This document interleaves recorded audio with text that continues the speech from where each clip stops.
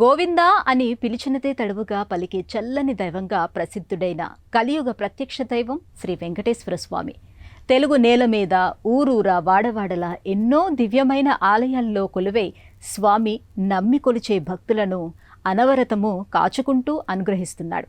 కానీ అచ్చంగా తిరుమల గిరులను తలిపించే ఏడుకొండల మీద స్వామి కోరి వెలసిన దివ్యక్షేత్రం నవ్యాంధ్రప్రదేశ్లోని ఏలూరు జిల్లా జంగారెడ్డిగూడెంలోని శ్రీ పారిజాత వెంకటేశ్వర స్వామి ఆలయం. ఇవాల్టి ఈటీవీ లైఫ్ ఆధ్యాత్మిక ఛానల్ తీర్థయాత్ర కార్యక్రమంలో ఈ ఆలయ విశేషాలను గురించి తెలుసుకుందాం.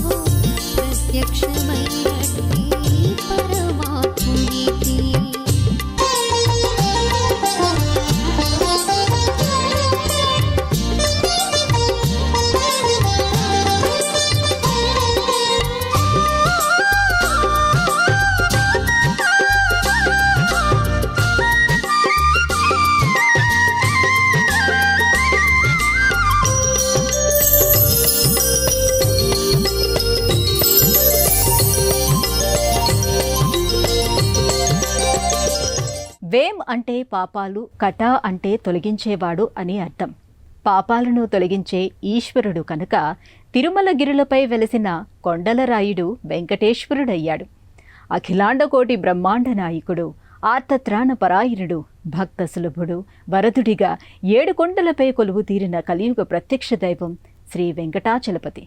స్వామి ఏరికోరి ఎంచుకొని వెలసిన పుణ్యధామంగా జంగారెడ్డిగూడెంలోని శ్రీ పారిజాత వెంకటేశ్వర స్వామి ఆలయం వెలుగొందుతోంది. తెలుగు నేల మీద ఎన్నో చోట్ల కలియుగ ప్రత్యక్ష దైవమైన శ్రీ వెంకటాచలపతికి ఎన్నో ఆలయాలున్నాయి.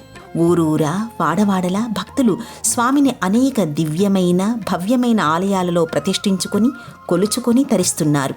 కానీ అచ్చంగా తిరుమల గిరులను పోలిన ఏడుకొండలపై స్వామివారు ఏరికోరి ఎంచుకుని వెలిసిన దివ్యధామమే నవ్యాంధ్రప్రదేశ్లోని ఏలూరు జిల్లా జంగారెడ్డిగూడెంలో శ్రీ పారిజాత వెంకటేశ్వర స్వామి ఆలయం. పచ్చటి ప్రకృతి అందాల నడుమ స్వామి కొలువు తీరిన ఈ పుణ్యధామ వైభవం తెలుగు నేల నలుచెరుగులా వ్యాపించి స్వామి కరుణను భక్తులపై ప్రసరింపచేస్తోంది. స్వామి ఈ ప్రదేశాన్ని ఎంచుకుని ఇక్కడ వెలయడం వెనకాల ఓ కథనం ఉంది. పూర్వం ఇక్కడ ఉన్న చిట్టడివిలో ఓ సాధువు స్వామిని గురించి తపస్సు చేసుకునేవాడు. ఒకనాడు స్వామి ఆయనకు స్వప్న దర్శనమిచ్చి జంగారెడ్డిగూడెనికి ఉత్తరం వైపున ఉన్న కొండల్లో తన పాదముద్రలు ఉన్నాయని, అక్కడ తనకు ఆలయాన్ని కట్టించమని, తాను అక్కడ కొలువు తీరి సేవించవచ్చిన భక్తులను అనుగ్రహిస్తానని చెప్పాడు. తెల్లవారి ఆ భక్తుడు స్వామి చెప్పిన చోటును వెతుక్కుంటూ వెళ్ళాడు. ఇక్కడ ఉన్న 7 కొండల్లో 6వ కొండ మీద ఒకచోట పారిజాత వృక్షమూలంలో స్వామివారి పాదాలున్న శిల ఆయనకు కనిపించింది. వెంటనే ఆ భక్తుడు గ్రామస్తులందరికీ ఈ విషయాన్ని తెలిపి వారిని కూడా అక్కడికి తీసుకుని వెళ్లి స్వామివారి పాదాలను చూపించాడు. అందరూ కలిసి పాదాలు వెలసిన చోట ఓ చిన్న మందిరాన్ని నిర్మించి స్వామి విగ్రహాన్ని నిలుపుకొని ఆరాధించడం మొదలుపెట్టారు. చుట్టుపక్కల గ్రామాలన్నింటిలోనూ స్వామివారు ఇక్కడ వెలసిన విషయం తెలిసిపోయి ఎక్కడెక్కడి నుండో భక్తులు ఇక్కడికి రావడం మొదలైన తరువాత ఇప్పుడు మనం చూస్తున్న ఈ ఆలయ నిర్మాణం జరిగింది.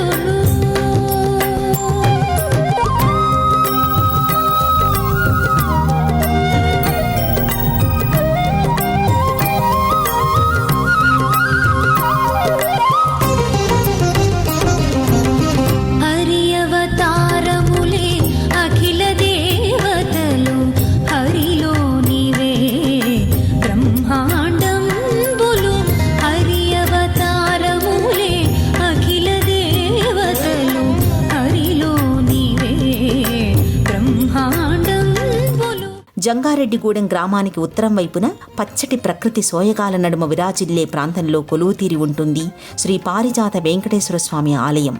ఎత్తైన 7 కొండలు అల్లంత దూరం నుంచి స్వామివారి వైభవాన్ని దిగంతాలకు ప్రసరింపచేస్తుంటాయి. చుట్టుపక్కల ప్రాంతాల్లో పాడి పంటలు సమృద్ధిగా ఉంటాయి కనుక గోకులమని, స్వామివారి పాదాలు పారిజాత వృక్షం నీడన వెలసాయి కనుక, మొత్తం ఈ 7 కొండల మీద పారిజాత వృక్షాలు విరివిగా ఉన్నాయి కనుక పారిజాత గిరి అని, శ్రీ వెంకటేశ్వరుడు కోరి కొలువు తీరిన క్షేత్రం కనుక తిరుమల అని, మొత్తం ఈ 3 పేర్లు కలిసి గోకుల తిరుమల పారిజాత గిరిక్షేత్రంగా దీనికి పేరు వచ్చింది. ఇప్పటికీ ప్రధాన ఆలయ ప్రాంగణంలోనే కాకుండా ఈ 7 కొండలపై పారిజాత వృక్షాలు విరివిగా కనిపించడం విశేషం. శ్రీ పారిజాత వెంకటేశ్వర స్వామి ఆలయానికి వెళ్లే దారిలో తల్లాడ దేవరపల్లి హైవే మీద ఇక్కడ ఈ ఆలయం ఉన్నది. దీనికి గుర్తుగా చక్కటి ప్రాకారం కనిపిస్తుంది. రహదారిపై ఉన్న సుమనోహరమైన సువిశాలమైన స్వాగత తోరణం స్వామిని సేవించుకోవడానికి వచ్చే భక్తులకు సాదరంగా స్వాగతం పలుకుతుంది. ఈ స్వాగత తోరణంపై 2 దేవేరులతో కూడిన స్వామి దివ్యమంగళమూర్తి భక్తులకు గోచరమవుతుంది.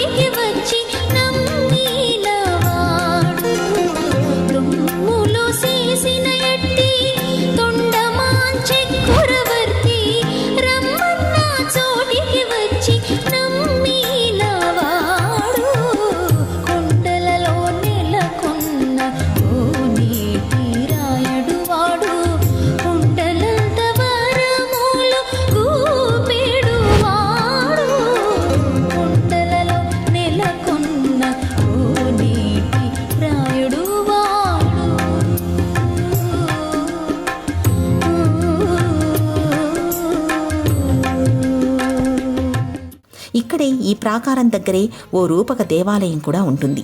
ఇక్కడి నుంచి మొదలైన దారి కొండ మీదికి 1 కిలోమీటర్ దూరం వరకు ఉంటుంది. కొండ మీదికి చేరుకోవడానికి ఘాట్ రోడ్డు, మెట్లదారి 2 ఉన్నాయి. మెట్లదారిలో భక్తులు దాదాపు 200కు పైగా మెట్లెక్కి పారిజాత గిరి మీదకు చేరుకోవాల్సి ఉంటుంది. స్వాగత తోరణాన్ని దాటుకుని లోపలికి వెళితే మెట్ల మార్గం కనిపిస్తుంది. ఈ మెట్ల మార్గంలో విఘ్న వినాశకుడైన వినాయకుడు లక్ష్మీ గణపతి రూపంలో ఓ పెద్ద మంటపంలో కొలువు తీరి ఉంటాడు. దాదాపు 5 అడుగుల ఎత్తైన స్వామి చతుర్భుజుడిగా 2 చేతుల్లో శంఖ చక్రాలను, మరో 2 చేతుల్లో వరదాభయ ముద్రలను ధరించి లక్ష్మీ గణపతిగా భక్తులకు దర్శన భాగ్యాన్ని అనుగ్రహిస్తున్నాడు. ఈ మెట్లదారి ప్రారంభంలోనే వినాయకుడి ఆలయానికి దగ్గరగా 40 అడుగుల ఎత్తైన అభయాంజనేయ స్వామి వారి విగ్రహం ఉంటుంది. భక్తితో వినాయకుడికి నమస్కరించుకుని ముందుకు సాగి కొన్ని మెట్లు ఎక్కిన తరువాత గోవిందరాజస్వామి వారి ఉపాలయం, నటరాజస్వామి వారి ఉపాలయం కనిపిస్తాయి. ఈ మెట్ల మార్గంలో రాళ్లను పేర్చి గూడు కట్టిన వారికి సొంత ఇంటి కల వెంటనే నెరవేరుతుందని భక్తుల విశ్వాసం.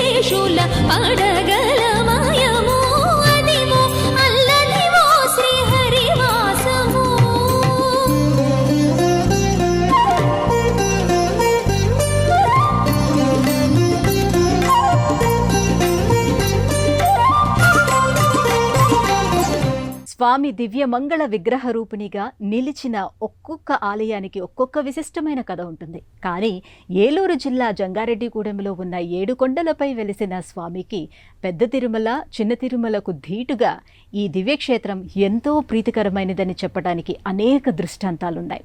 2 ఎకరాల విస్తీర్ణంలో నిర్మితమైన ఆలయం ఈ పారిజాత వెంకటేశ్వర స్వామి ఆలయం. ఆలయ ప్రాంగణంలో ప్రధాన ఆలయం చుట్టూ చక్కటి ప్రదక్షిణ మార్గం ఉంటుంది. ఆలయం పైభాగంలో వివిధ దేవీ దేవతల రూపాలు ఉంటాయి. 3 సన్నిధులకు 3 దివ్య విమానాలు ఉంటాయి. వీటిలో స్వామివారు కొలువు తీరి ఉన్న ప్రధాన ఆలయం యొక్క విమానం కొంచెం పెద్దదిగా ఉంటుంది. ఈ విమానాల మీద స్వామివారి పరివార దేవతల రూపాలను భక్తులు దర్శించుకోవచ్చు. ఆలయ ప్రాంగణంలో ప్రధాన ద్వారానికి ఎదురుగా ధ్వజస్తంభం, బలిపీఠం కొలువుతీరి ఉంటాయి. వీటికెదురుగా సువిశాలమైన ఆలయ ముఖమంటపం కనిపిస్తుంది. ఈ ముఖమంటపంలో పైకప్పు మీద అష్టలక్ష్ములు, మధ్యలో వటపత్రశాయి కొలువై ఉంటారు. ముఖమంటపం అణువణువున సౌందర్య రాశీభూతమై గోచరిస్తుంది. సరిగ్గా ఈ ముఖమంటపానికి ఎదురుగా అనుసంధానంగా స్వామివారి ప్రధాన ఆలయం. ఈ ఆలయం 2004లో ప్రతిష్ఠితమయ్యింది. 2002లో ఆలయ నిర్మాణం మొదలుపెట్టి 2004లో ఈ ధ్రువమూర్తిని చిన్నజీయర్ స్వామివారి ఆధ్వర్యంలో వైశాఖ మాసంలో వైఖానస ఆగమోక్తంగా ప్రతిష్ఠించారు. గర్భాలయంలో స్వామివారు 9 అడుగుల కృష్ణశిలా విగ్రహ రూపులై అచ్చంగా ముమ్మూర్తుల తిరుమలేశుడిగానే భక్తులకు దర్శనమిస్తారు. ప్రధాన ఆలయంలో కొలువు తీరిన శ్రీ వెంకటాచల విభుడు భక్తుల పాలిట పారిజాత కల్పద్రుమమై ఈ గిరిపై విరాజిల్లుతున్నాడు.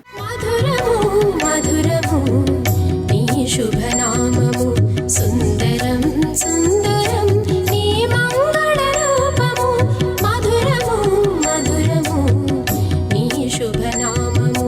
సుందరం సుందరం నీ మంగళ రూపము, శ్రీహరి శ్రీహరి శ్రీహరి శ్రీహరి.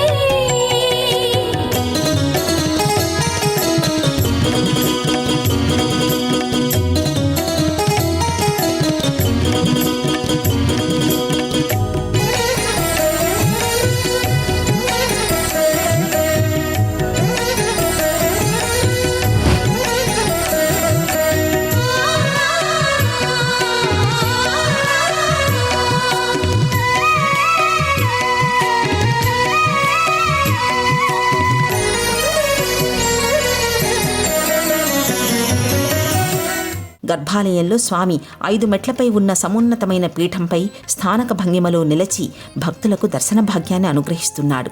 5 మెట్లు పంచభూతాలకు, పంచేంద్రియాలకు ప్రతీక అని చెప్పవచ్చు. పంచేంద్రియాలను అధీనంలో ఉంచుకుని పంచభూతాలను ఆరాధించిన వారిపై తన కరుణ అనవరతమో కురుస్తుందని చెప్పడానిక అన్నట్టుగా స్వామి ఈ 5 మెట్లు ఉన్న పీఠంపై కొలువు తీరినట్టుగా భంగిమలో నిల్చున్నట్టుగా భక్తులకు తోస్తుంది. వెండి తొడుగు వేసిన ఈ మెట్లపై చుట్టూ బంగారు పారిజాత పుష్పాలు స్వామివారి పాదాల చెంత అలంకరించబడి ఉంటాయి.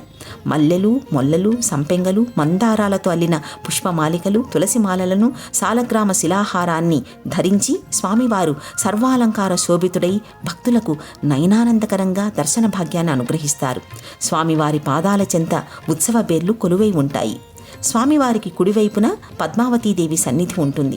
బంగారు వన్నెల మకర తోరణంలో శంఖ చక్రాలతో, వరదాభయ ముద్రలతో, వెండి కిరీటాన్ని, ముక్కెరను, పుష్పహారాలను, పట్టు పీతాంబరాలను ధరించి కృష్ణశిలా విగ్రహ రూపంలో అమ్మ శ్రీ వెంకటాచలపతి పట్టపురాణిగా దర్శన భాగ్యాన్ని ప్రసాదిస్తూ స్వామివారిని సేవించవచ్చిన భక్తులపై అపారమైన కరుణను కురిపిస్తుంది. అమ్మ పాదాల చెంత ఉత్సవమూర్తి కొలువై ఉంటుంది. స్వామివారి సన్నిధికి ఎడమవైపున ఆండాళ్ అమ్మవారి సన్నిధి ఉంటుంది. బంగారు మకర తోరణంలో కుడిచేత చిలుకను, వెండి కిరీటాన్ని, ముక్కెరను, పుష్పహారాలను ధరించి పట్టు పీతాంబర ధారిణి అయి ఆండాళ్ తల్లి అత్యంత కరుణామృత వదని అయి భక్తులకు దర్శనమిస్తుంది. అమ్మవారి పాదాల చెంత ఉత్సవమూర్తి కొలువై ఉంటుంది. ఇక్కడే నమ్మాళ్వార్, తిరుమంగై ఆళ్వార్, భగవద్ రామానుజులు, మణవాళ మహాముని కూడా కొలువై ఉంటారు. వచ్చెను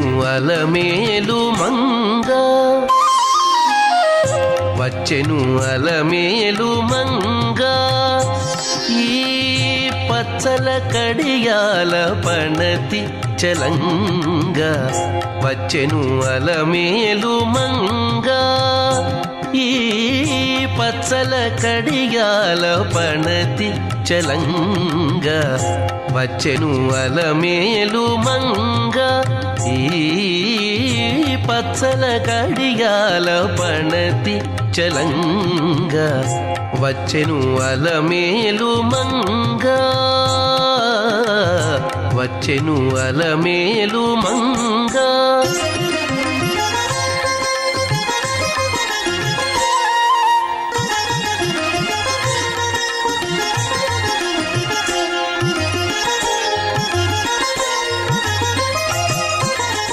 కలియుగ ప్రత్యక్ష దైవమైన శ్రీ వెంకటేశ్వర స్వామి లీలలు అనన్య సామాన్యం, అనితర సాధ్యం. భక్తులంటే స్వామికి ఎనలేని ప్రేమ, వాత్సల్యం. భక్తులను కరుణించేందుకు పిలిచినదే తడువుగా బిరబిరా పరుగున వచ్చే స్వామి కలియుగంలో ఎందరో భక్తులను ఎన్నో విధాలుగా అనుగ్రహిస్తున్నాడు. నిత్యోత్సవ, వారోత్సవ, పక్షోత్సవ, మాసోత్సవ, సంవత్సరోత్సవ శోభలతో ఈ గోకుల పారిజాత తిరుమలగిరి ఆలయంగా సంవత్సరం పొడవునా స్వామివారి సేవలతో అలరారుతూ ఉంటుంది. వైఖానస ఆగమోక్తంగా ఇక్కడ స్వామివారికి, అమ్మవార్లకు నిత్య పూజలు, సేవలు, కైంకర్యాలు జరుగుతాయి. ఈ కొండ మీద ఈశాన్య భాగంలో క్షేత్రపాలకుడైన ఆంజనేయ స్వామి దక్షిణముఖుడై భక్తులకు దర్శనమిస్తాడు. శ్రీనివాసుడు వెలసిన కొండకు ఎదురుగా ఉన్న గిరిపైన గరుడాళ్వార్ కొలువుతీరి ఉన్నాడు. గాలిగోపురం చెంత ఉన్న అద్దాల మంటపంలో శ్రీ వెంకటేశ్వర స్వామి, పారిజాత పుష్పం, రామాయణ, భారత, భాగవత సన్నివేశాలు, గాథలు రమణీయంగా గోచరమవుతాయి. గిరి ప్రదక్షిణ ఇక్కడ ప్రత్యేకమైన విశేషం. 7 కొండల్ని కలుపుతూ కేవలం ఈ 7 కొండల చుట్టూ మాత్రమే ఉండే విధంగా గిరి ప్రదక్షిణ కోసం ఇక్కడ 3 కిలోమీటర్ల దూరం దాదాపు 80 లక్షలు వెచ్చించి చక్కటి సిమెంట్ రోడ్డును నిర్మించారు. మామూలు రోజుల్లో ఈ మార్గం పెద్ద పెద్ద గేట్లతో మూసి ఉంటుంది. కేవలం శనివారం రోజున మాత్రం ఈ గేట్లను తెరిచి గిరి ప్రదక్షిణకు అనుమతిస్తారు. స్వామివారికి, అమ్మవార్లకు నిత్యం ఈ ఆలయంలో వైఖానస ఆగమోక్త విధి విధాన పూర్వకంగా త్రికాలార్చనలు జరుగుతాయి. నిత్యోత్సవ, వారోత్సవ, మాసోత్సవ, సంవత్సరోత్సవ ప్రభలతో ఈ గిరి అనంతమైన ప్రభలను దిగంతాలకు విరజిమ్ముతూ ఉంటుంది. శ్రీనివాసము నీ హృదయం,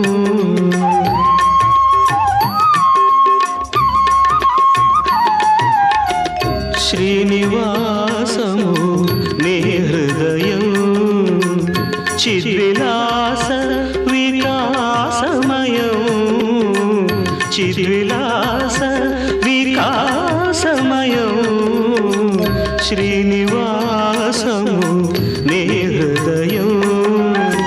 నిన్ను తలచినచో ప్రతి ఉదయం, నిన్ను తలచినచో ప్రతి ఉదయం, పుడమి జనులకు అభయం, అభయం, పుడమి జనులకు అభయం, అభయం, శ్రీనివాసము నీ హృదయం.